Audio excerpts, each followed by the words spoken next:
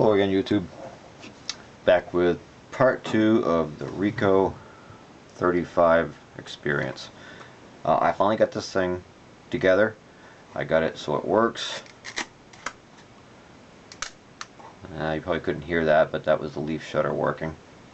I'm going to put a third video up, a slideshow with some notes on each picture. The pictures aren't very good quality because I use my phone, but if you have one of these and it's not working and it's the shutter's fault, they might be helpful. I'm going to put some circles and arrows on the pictures so you can have some idea of what you're doing. If I had known in the beginning what I was actually doing, I probably could have broken this whole thing down and put it back together again in a couple of hours. I've got maybe 6 hours altogether into it. A couple things I learned. I'm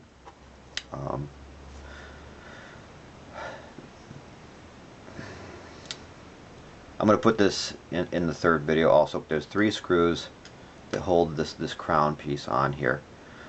This piece only goes on one way with the Ricoh name down, and you'll see when you try to put it back on there's only one way it goes. Inside, once you get that off, you'll see there's also a washer underneath this thing, like a wavy washer that goes in between the crown and this tapered cone here that goes to the lens. Right in there there's a washer. Anyhow, that comes off, and then you're going to see there's a ring that looks like everything else is underneath it. What I did was I thought I was going to be screwed right there, but I took the biggest pair of pliers I had, and with the tiniest bit of force and a little bit of torque, it came right loose. Turns out that's screwed down, so everything can be done to the shutter from the front end of the lens. You don't need to screw around with the back at all, other than to take it off if you need to. Once I got to the leaf shutter, and this is not in the photos. Once I got to the leaf shutter, that was a bit of a project because I took the actual tripping mechanism out. That came out as a piece, and then came out. No, I'm sorry. I took out the mechanism, and on the back side of that was the actual leaves of the shutter, and they didn't fall off when I pulled that out because I didn't know what was coming out with it. But I ultimately bumped them somehow, and they all dropped out. They were all stuck together, and I ended up cleaning them with a cotton swab, and I had naphtha, like lighter fluid, anything that will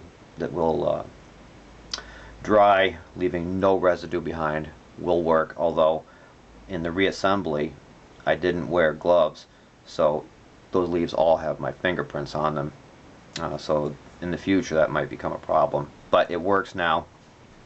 It's not as smooth as I would really like, and I'm wondering if maybe I have an adjustment up in here made improperly. This also became an issue. I had to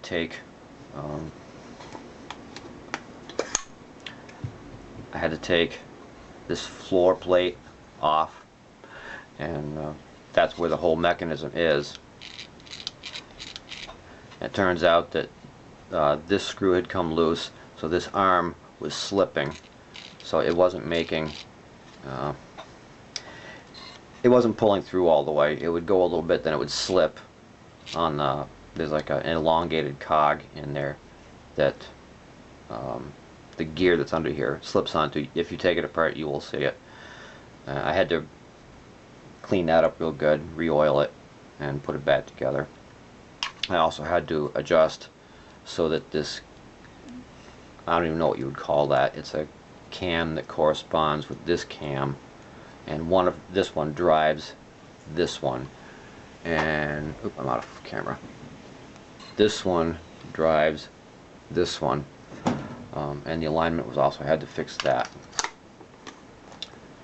And once I got it back together, the shutter still didn't trip. And so I had to take the top off again. This is probably the fourth or fifth time I've had the top off. And right, excuse me, about here, excuse me, right about here, you'll see as you turn, you'll have to turn it from the bottom or put this knob back on. As you turn this knob clockwise, you'll see all the little gears and stuff doing their thing. And there's an arm that sticks out from the body that moves like that, and that's what actually cocks your shutter. Well, coming back from there to about here, there's an adjustment on that arm, and what it is, it's another cam. You loosen the screw, and you'll need like an eyepiece or a loop or something, or a magnifying glass or something to really get a good look at it.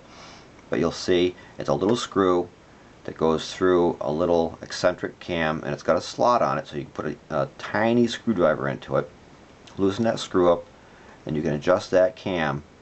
In this case, I had to adjust it so that its sweep was longer this way. When the arm is going in this direction, it's cocking the shutter. Once the shutter is cocked, as you complete your film winding stroke, then it comes back out of the way. And I had to adjust that to give it more sweep.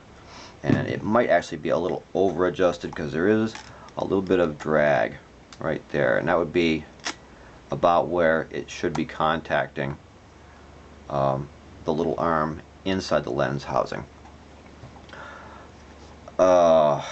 Gosh, let me see. I'm going to put this in the slideshow also. To get this top off, you need to unscrew this. I took a picture of how I did it. You need to undo this. I'm going to put some notes. Really, there's nothing to it. There's a set screw here that you want to loosen up, and then inside the camera you'll see that's a slotted screw, and I'm assuming it's the entire length. I held this tight with a screwdriver while I turned this counterclockwise to get it off after I loosened up that set screw. I know this is kind of rushed and it's not going to be edited, but I just wanted to get this together and not make a big deal out of it. Got to take those two off. These two screws need to come out. This thing unscrews.